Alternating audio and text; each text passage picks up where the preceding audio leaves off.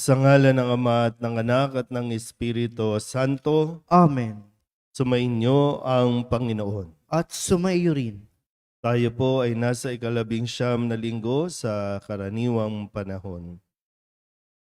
Mga kapatid, tinipon tayo bilang mga kaanim na angkan ng Diyos, kaya dumulog tayo sa maawaing Panginoong napapatawad ng lubos. Inaamin ko Sa makapangyarihang Diyos at sa inyo mga kapatid, na luba akong nagkasala sa isip, sa salita at sa gawa, at sa aking pagkukulang.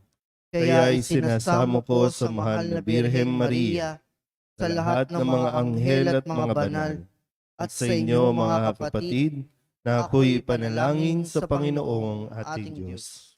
Tawaan tayo ng makapangyarihang Diyos, patawarin tayo sa ating mga kasalanan, at patnubayan tayo sa buhay na walang hanggan. Amen.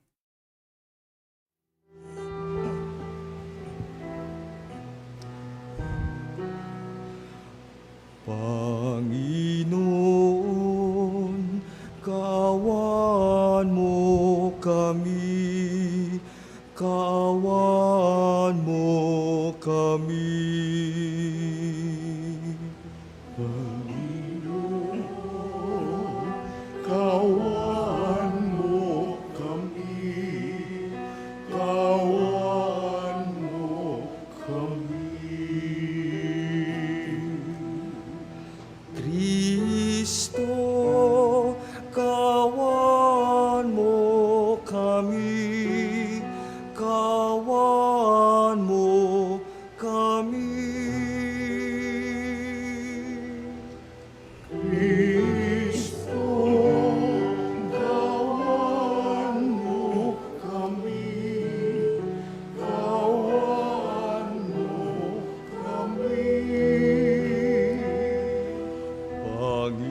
Panginoon, kawan mo kami, kawan mo kami.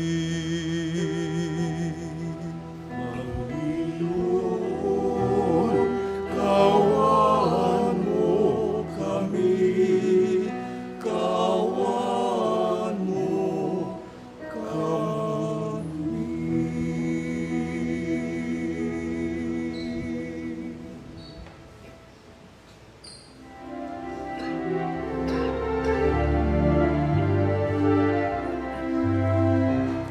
Luwalhati sa Diyos sa kaitaasan, kaloob sa lupa ay kapayapaan. Pinupuri ka at ipinagdarman, sinasamba ka dahil sa dakila mong kalwalhatian. Panginoon naming Diyos, Hari ng langit, Amang makapangyarihan, Panginoong Jesucristo, itong anak ng Diyos, Kordero ng Ama. Ikaw nag-aalis sa mga kasalanan ng sanlibutan.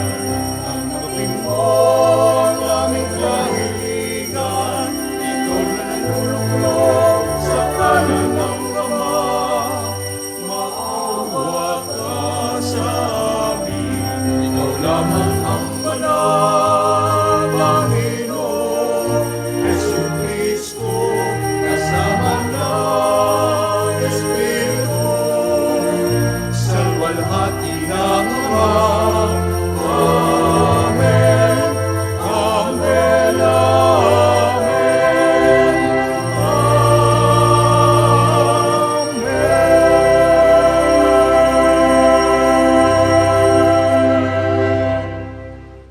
Manalangin tayo. Ama naming makapangyarihan, lakas loob ka naming tinatawagan sa ngalan mong Ama naming banal. Sa kalooban namin ay panahanin mong lubos ang iyong espiritong sa amay kumukupkop upang sa lupaing ipinangako kami makapasok sa pamamagitan ni Jesucristo kasama ng Espiritu Santo magpasawalang hanggan. Amen. Magsiupo ang lahat. Naranasan ni Elias ang Panginoon sa banayad na ihip ng hangin. Patunay lamang nakasama natin ng Diyos, maging sa mga tahimik at karaniwang karanasan. Pagbasa mula sa unang aklat ng mga hari. Noong mga araw na iyon, si Elias ay sumapit sa Horeb na bundok ng Diyos. Pumasok siya sa isang yungib at doon nagpalipas ng gabi. Walang ano-ano'y nagsalita sa kanya ang Panginoon. Lumabas ka at tumayo sa ibabaw ng bundok sa harapan ko. Pagkasabi nito'y dumaan ng Panginoon at umihip ang napakalakas na hangin. Sumabog ang bundok at nagkadurog-durog ang mga bato sa lakas ng hangin. Ngunit wala sa hangin ang Panginoon. Nang tumigil ang hangin ay lumindol, ngunit wala sa lindol ang Panginoon. Pagkalipas ng lindol ay kumidlat, ngunit wala rin sa kidlat ang Panginoon. Pagkalipas ng kidlat, narinig niya ang isang banayad na tinig. Lumabas si Elias, tinakpan ng balabal ang kanyang muka at naghintay sa bunganga ng yungib. Ang salita ng Diyos. Salamat sa Diyos. Salmong tugunan ng ating pong aawitin. Pag-ibig mo'y ipakita, iligtas kami sa dusa.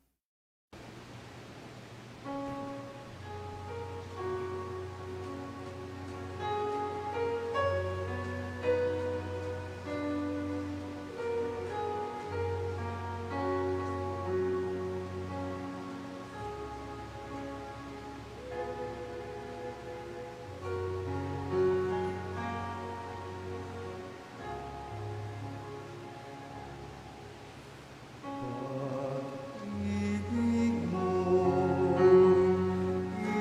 ipakita, iligtas kami sa dusa.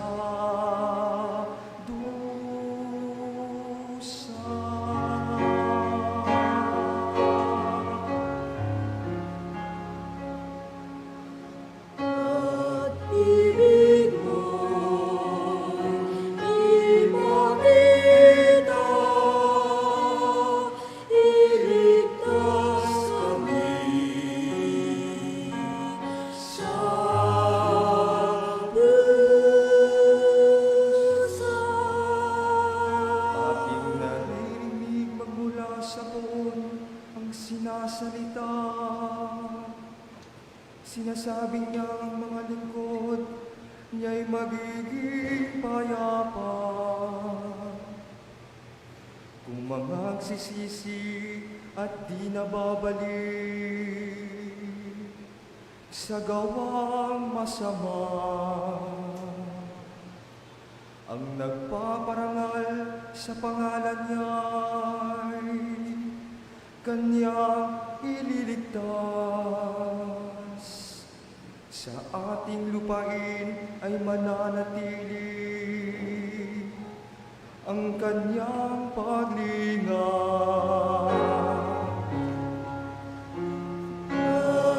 Pag-ibig mo'y ipakita, iligtas kami sa dusa.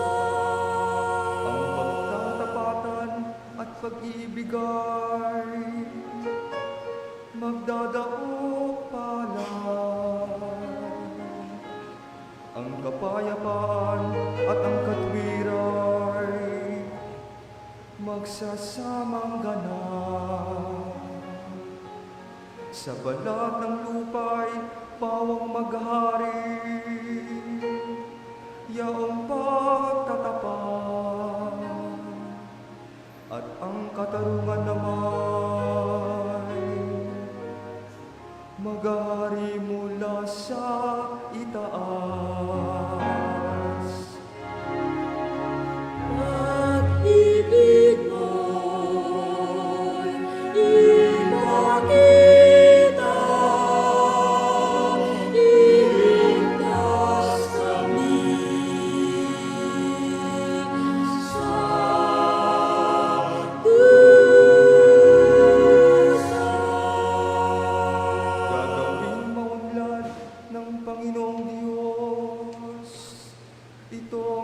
ating buhay. Ang mga halaman sa ating lupain, bubungang mainam.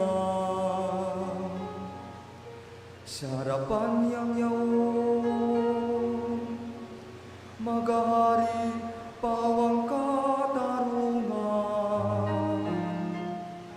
Magiging payapat susunod ang madla sa kanyang daan. Pag-ibig mo ipakita, iligtas kami sa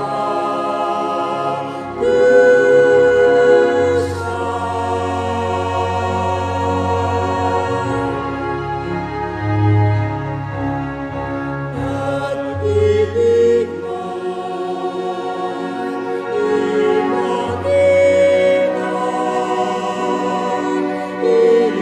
mo ipakita, iligtas kami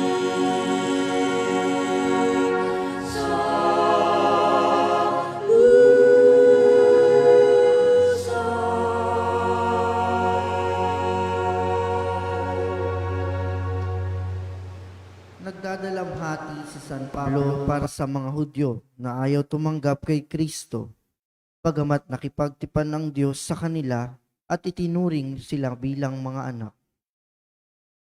Pagbasa mula sa sulat ni Apostol San Pablo sa mga taga-Roma. Mga kapatid, saksi ko si Kristo na katotohanan ang sinasabi ko. Hindi ako nagsisinungaling.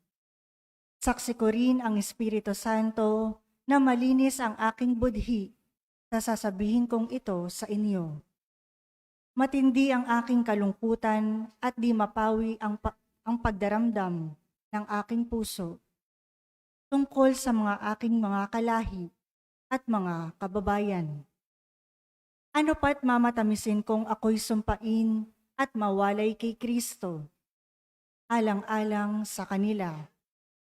Sila'y mga Israelita at itinuring ng Diyos na mga anak niya. Nakita nila ang maliwanag na tanda na nagpapakilalang siya'y kasama nila. Sa kanila nakipagtipan ang Diyos. Sa kanila rin ibinigay ang kautusan, ang tunay na pagsamba at mga pangako. Sila'y nagmula sa mga patriarka at sa kanilang lahi nagmula ang Kristo na siyang maging tao. Diyos na kataas-taasan at pinapupurihan magpakailanman. Amen. Ang salita ng Diyos. Salamat sa Diyos. Magsitayo ang lahat.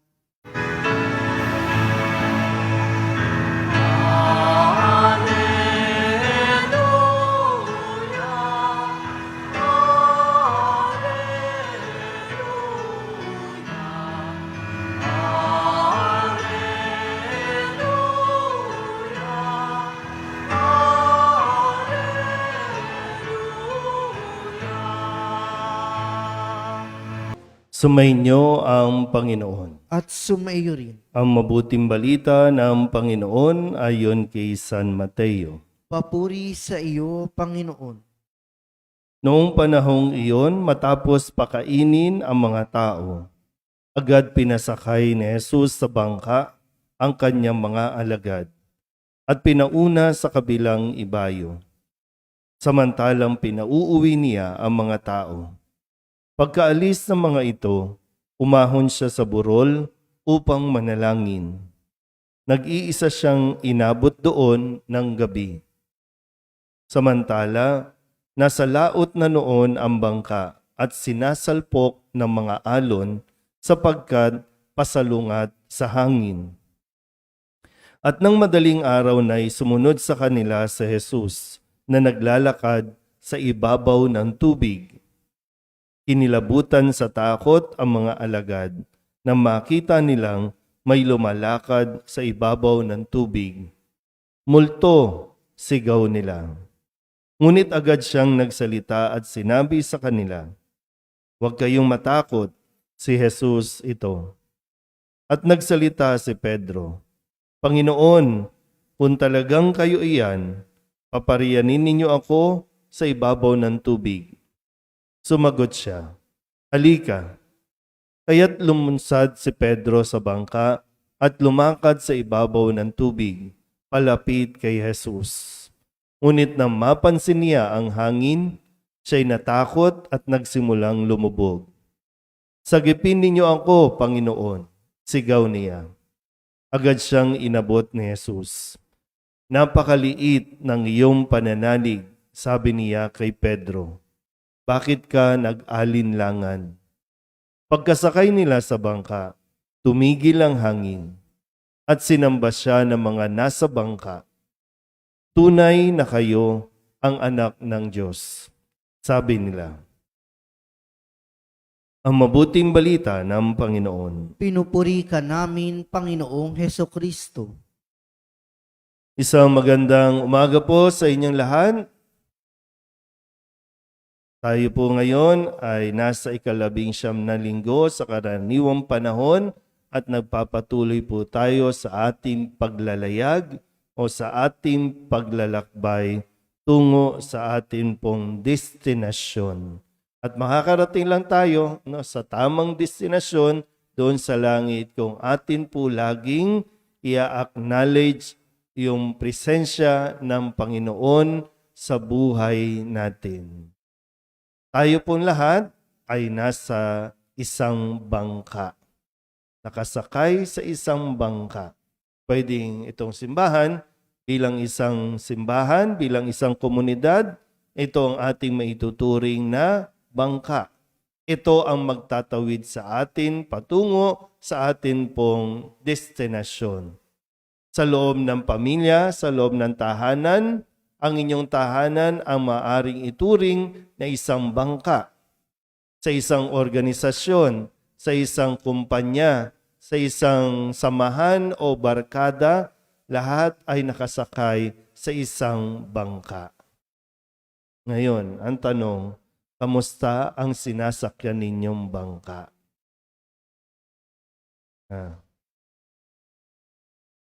Ano ba? Nagkanya-kanya na? Kasi tingnan natin, normal po na maranasan ng isang naglalayag ang makaramdam ng hampas ng alon dulot ng hangin. I'm sure kapag nag-out of town kayo, kaya nag-island hopping, kailangan nyo sumakay sa bangka, sa mga napupunta sa mga resort na may sasakyan na bangka, naranasan ninyo ito. Kapag malakas ang hangin, malakas din ang hampas ng alon. Pero hindi kayo lulubog. Hindi ito tataob kung ang lahat ng nakasakay sa bangka ay matututong sumunod doon sa rules and regulations. Di ba, bago sumakay, may orientation, ito ang dapat gawin. At kapag sinunod yan, tiyak, magiging ligtas ang inyong paglalakbay. Ulitin ko, kamusta ang sinasakyan ninyong bangka? O kamusta kayo doon sa sinasakyan ninyong bangka? Kasi tingnan natin, itong mga alagad na ito ay pinasakay ni Jesus o may misyon, Inutusan niya na mauna na kayo doon sa kabilang ibayo. Para marating yon, sasakay sila sa bangka. Pero malinaw din dito, pasalungat sila sa hangin. Iniisip ko po, bakit ganun? Itong mga alagad na ito, karamihan sa kanila, eksperto pagdating sa tubig dahil mga mangingisda sila. So, nakalimot na naman ang mga alagad kung ano ang dapat gawin, paano hindi magiging delikado. Ito, hindi naman talaga delikado. Kasi may alon ng tubig. Dead Sea yun kung walang alon. Pero ang nangyari, siguro ito maganda natin mapagnilay, Ang nangyari ay labis silang natakot, nataranta, na baka sila lumubog.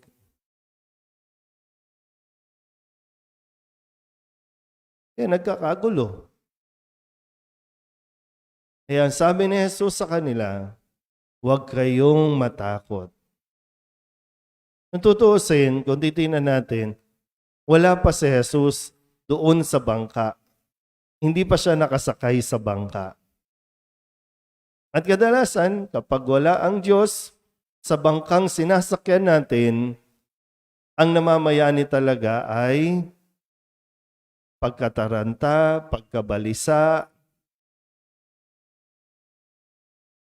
Kaya mas lalong gumigewang, mas lalong umuuga ang bangka. Napakiramdam natin ay delikado. Tataob tayo, tataob. At hindi naman pinahintulutan ni Jesus na tumaob sila. Kaya nga sabi, parating na si Jesus, naglalakad sa tubig. At hindi pa rin siya nakita kasi nga akala nila multo dahil nga ang mas namamayani ay yung kanilang mga takot. Dahil yung assurance ibinigay ni Jesus sa kanila. Huwag kayong matakot. Si Jesus ito. Sabihin nyo nga po, hindi ako matatakot. Ang Diyos lang din po ang mayroong kapangyarihan para panatagin ang magulong paligid. Kasi panahon yan, panahon, weather. Nature ng nature, ang humangin, ang umalon, na minsan, hindi mo yan pwedeng basta suungin, hindi mo rin yan basta pwedeng pigilan. Ang tanging magagawa natin para harapin yan ay kumalma.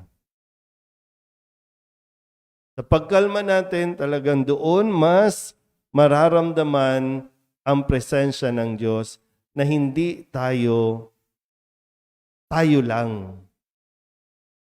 Kundi kapag nakakaranas na tayo ng kaguluhan, laging to the rescue ang Diyos. Kaya anong mangyayari? Kung sa pamilya, sa simbahan, sa organisasyon, kung magkakanya-kanya tayo. Kung magkakagulo tayo lalo. Sa inyong mag-asawa, anong mangyayari kung pareho at sabay kayong natataranta at nagsasagutan kayo? Nagsisigawan. O kaya naman, kung hindi man isa, pareho kayong umaalis ng bangka. Na inaakala ninyo na mas magiging ligtas kayo pag umalis kayo ng bangka na sinasakyan ninyo. Lalo kayong lulubog. Sabihin nyo nga po, kalma lang.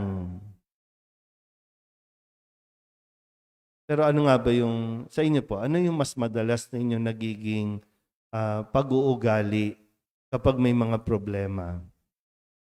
Kapag mayroong mga bagay na talagang matinding pinagdaraanan, anong nagiging reaction ninyo? Paano kayo nagre-react?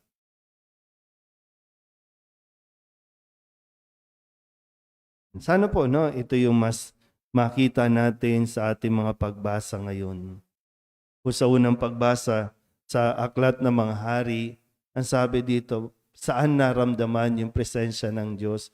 Doon sa kalmadong ihip ng hangin. Wala sa lindol, wala sa kidlat, wala sa bagyo.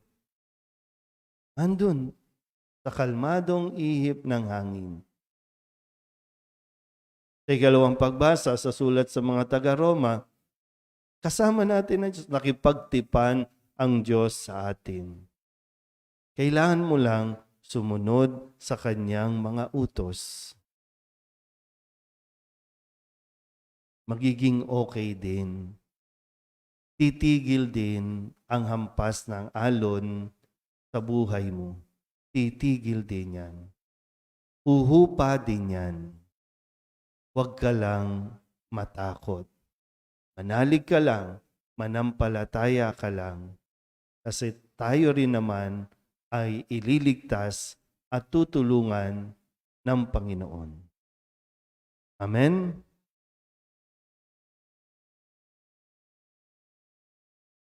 Ipahayag natin ang ating pananampalataya.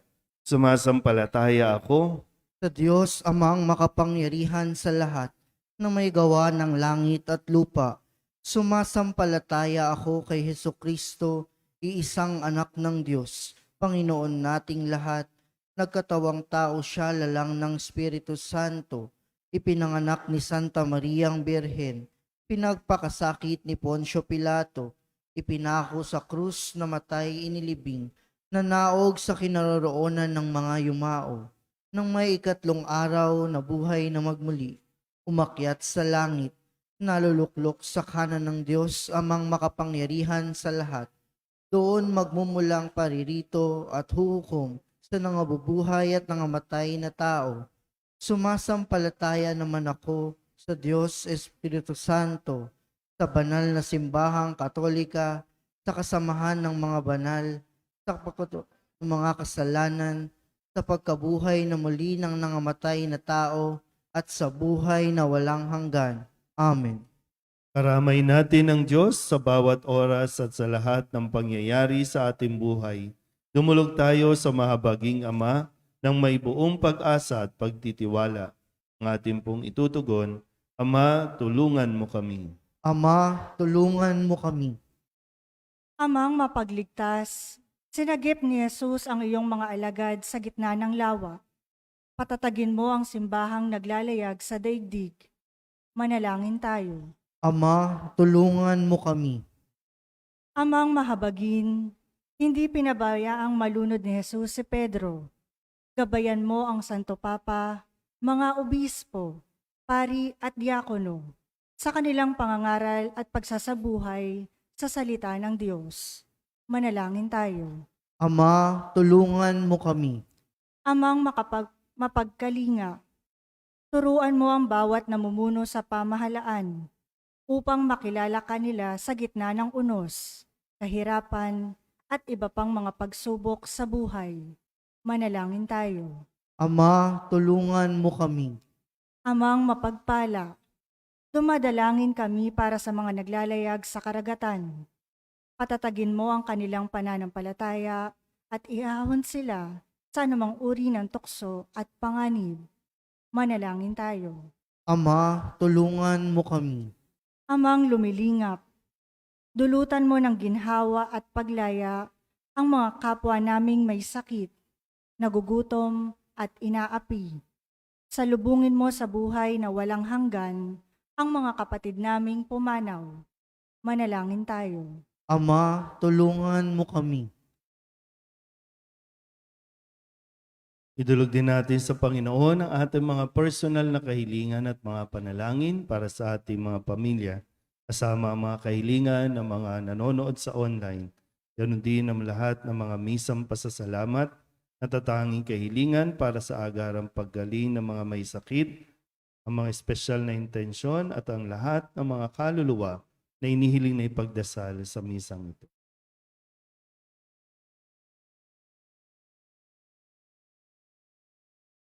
Ang lahat ng ito inihiling namin sa ngalan ni Kristo, aming Panginoon. Amen.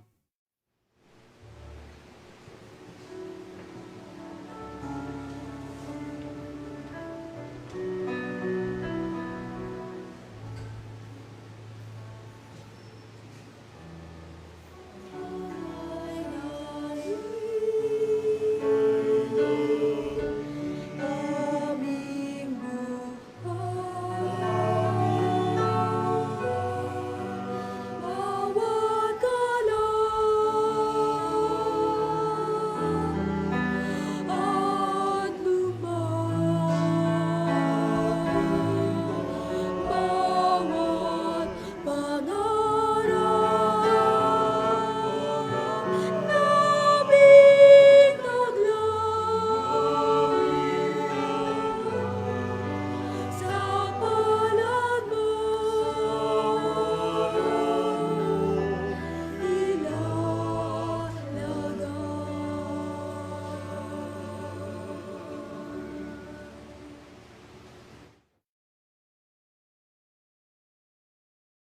Magsitayo ang lahat. Manalangin kayo mga kapatid upang paghahain natin ay kalugdan ng Diyos amang makapangyarihan. Tanggapin nawa ng Panginoon itong paghahain sa iyong mga kamay, sa kapurihan niya at karangalan sa ating kapakinabangan at sa buong sambayanan niyang banal. Ama naming lumikha, kalugdan mo ang mga alay ng iyong sambayanan, ang ipinagmagandang loob mong ibigay sa amin upang maihain ay siya nawang gumanap ng iyong ginagawa upang kami tubusin. Sa pamamagitan ni Jesucristo kasama ng Espiritu Santo, magpasawalang hanggan. Amen. Sumainyo ang Panginoon. At sumaiyo rin, Itaas sa Diyos ang inyong puso at diwa. itinaas na namin sa Panginoon. Pasalamatan natin ang Panginoong ating Diyos. Marapat na siya'y pasalamatan. Ama naming makapangyarihan, tunay ngang marapat na ikaw ay aming pasalamatan sa pamamagitan ni Jesucristo na aming Panginoon. Lubang nabagbag ang kanyang loob sa pagkakamali ng tao sa sansinukob, kaya't minabuti niyang siya'y ipanganak ng birhem bukod mong pinapala sa babaing lahat. Sa labi ng imbing kamatayan, kami ay inagaw ng namatay mong anak. Sa pagkabuhay niya, kami kanyang binuhay upang kaugnayan namin sa iyo'y huwag magwakas. Kaya kaysa ng mga anghel nagsisiawit ng papuri sa iyo nang walang humpay sa kalangitan, kami nagbubunyi sa iyong kadakilaan.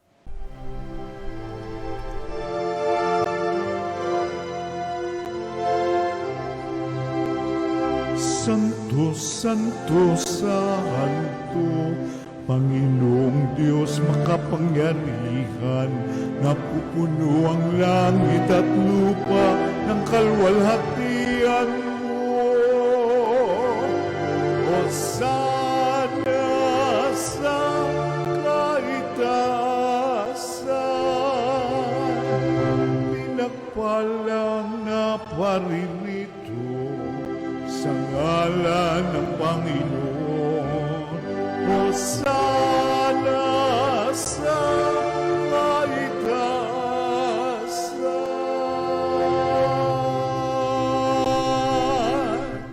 Ama naming banal, ikaw ang bukal ng tanang kabanalan, kaya't sa pamamagitan ng iyong Espiritu, gawin mong banal ang kaloob na ito upang para sa aming maging katawan at dugo ng aming Panginoong Heso Kristo.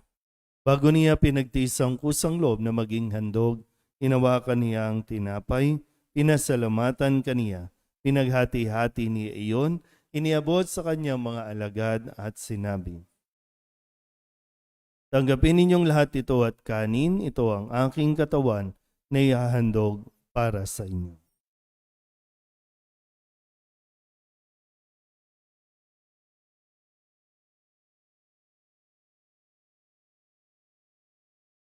Gayun din naman nung matapos ang hapunan, hinawakan niya ang kalis, muli kaniyang pinasalamatan. Iniabot niya ang kalis sa kanyang mga alagad at sinabi, tanggapin ninyong lahat ito at inumin. Ito ang kalis ng aking dugo, ng bago at walang hanggang tipan. Ang aking dugo na ibubuhos para sa inyo at para sa lahat sa ikapagpapatawad ng mga kasalanan. Gawin ninyo ito sa pag-alaala sa akin.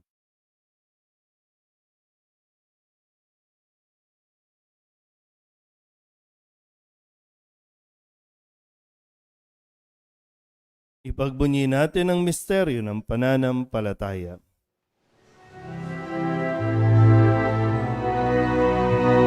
Sa krus mo at pagkabuhay, gawin at ubos mong tunay. Poong Jesus, naming mahal, niligtas mo kami, tanan. Poong Jesus, naming mahal, ngayon at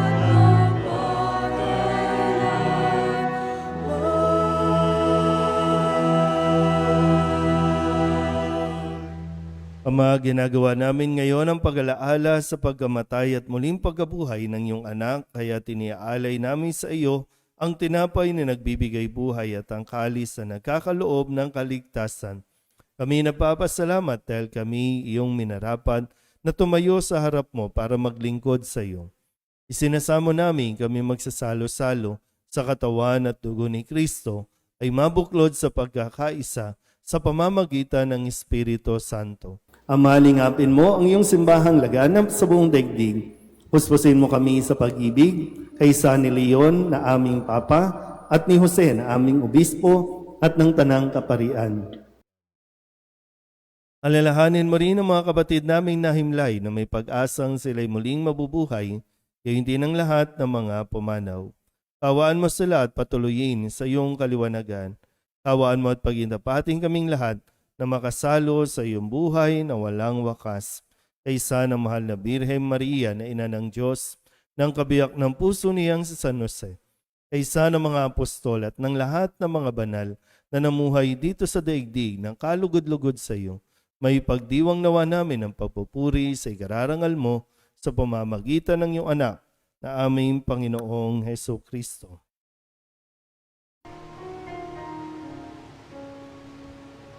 Sa pamamagitan ni Kristo,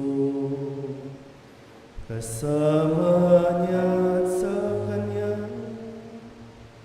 ang lahat ng parangal at papuri ay sa iyo, Diyos Ama, makapangyarihan, kasama ng Espiritu Santo, magpasawalang hanggan. Amen.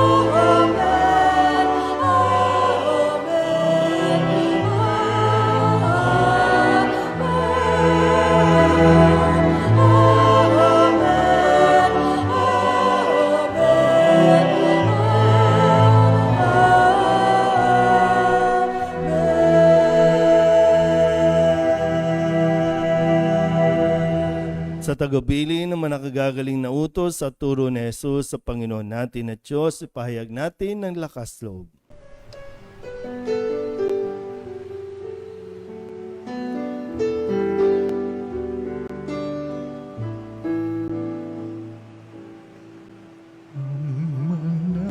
namin sumasalang ka, sambahin ang ngalan mo, mapasamin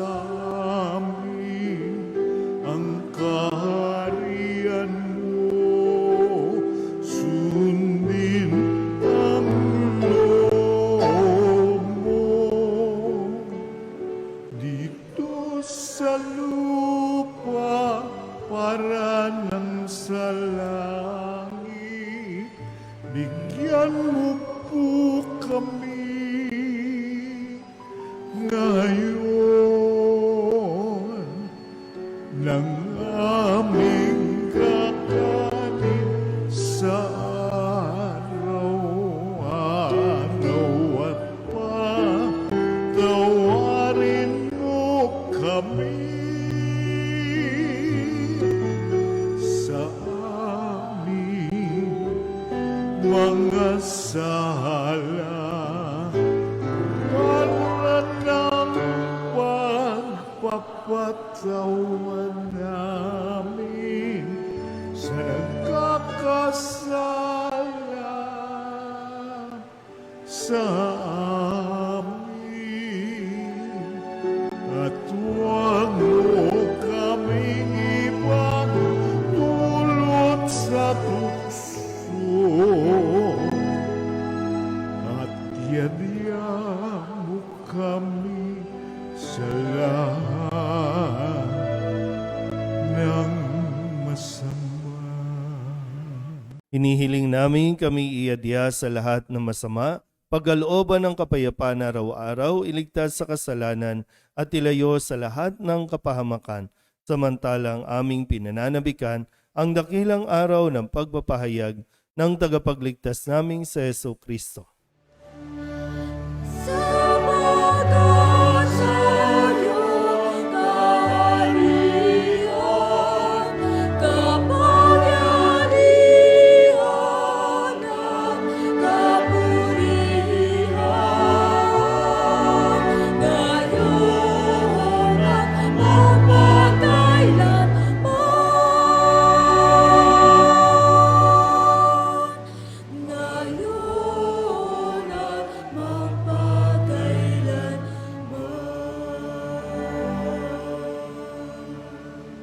Panginoong Heso Kristo, sinabi mo sa iyong mga apostol, kapayapaan ang iniiwan ko sa inyo, ang aking kapayapaan ang binibigay ko sa inyo.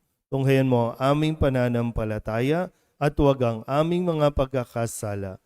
Pagalooban mo kami ng kapayapaan at pagkakaisa ayon sa iyong kalooban, kasama ng Espiritu Santo, magpasawalang hanggan. Amen. Ang kapayapaan ng Panginoon ay laging sumainyo. At sumaiyo rin. Magbigayan po tayo ng kapayapaan sa isa't isa.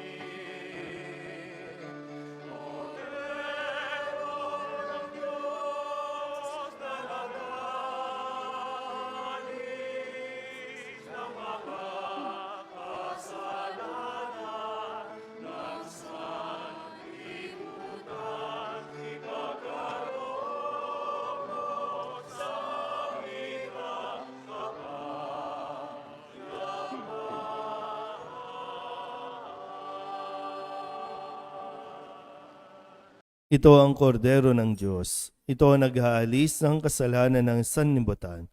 Mapalad ang mga inaanyayahan sa kanyang piging. Hindi ako karapat-dapat na magpatuloy sa iyo. Ngunit sa isang salita mo lamang ay gagahin na ako. Katawan ni Kristo,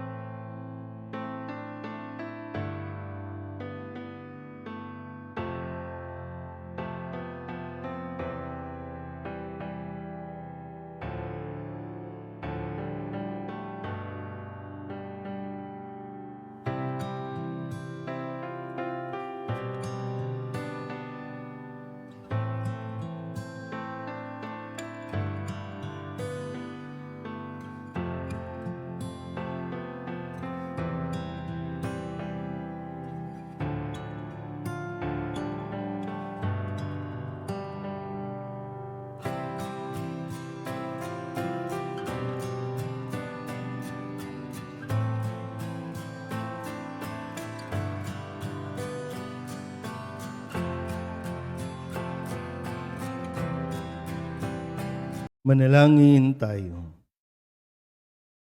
Ama naming mapagmahal, ang pakikinabang namin sa piging na banal ay magdulot nawa sa amin ng kaligtasan at magtanghal sa amin sa luningning ng iyong katapatan sa pamamagitan ni Jesucristo kasama ng Espiritu Santo magpasawalang hanggan. Amen.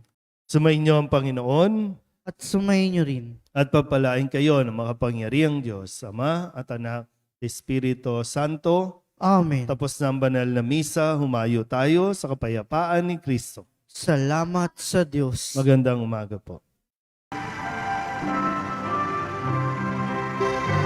Nuestro Padre Jesus Nazareno, sinasamba ka namin, pinipintungo ka namin, aral mo ang aming buhay at kaligtasan. Nuestro Padre Jesus Nazareno, iligtas mo kami sa kasalanan. Ang krus mong kinamatayan ay sagisag ng aming kaligtasan. Nuestro Padre Jesus Nazareno, dinarangal ka na amin. Nuestro Padre Jesus Nazareno, nilulwalhati ka namin. Nuestro Padre Jesus Nazareno, dinarangal ka na amin. Nuestro Padre Jesus Nazareno, nilulwalhati ka namin.